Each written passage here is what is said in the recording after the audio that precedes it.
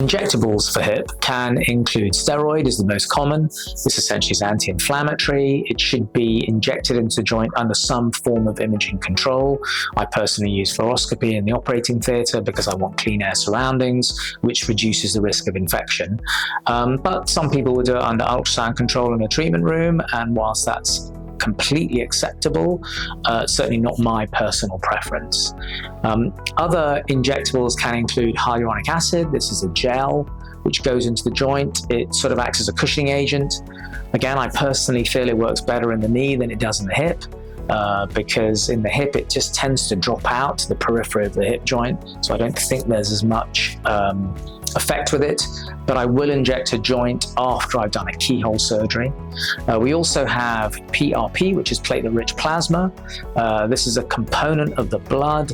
It contains cytokines, which can either be pro-inflammatory or anti-inflammatory. Right now, we're really, I think, finding our feet on that front. It's not all it's meant to be. I think some people have an anti-inflammatory PRP, some are pro-inflammatory PRP. And to be honest with you, I think if you look at your diet, that probably might determine which of those two you are. There's a second generation PRP that I'm personally using, which actually sort of spins the blood in such a way that the plasma is more anti-inflammatory, and I'm definitely seeing better success with that. And finally, there's a hydrogel, which is only available in certain markets, which is having a great effect so far in knee surgery, but now it's being started to be used in hip surgery as well.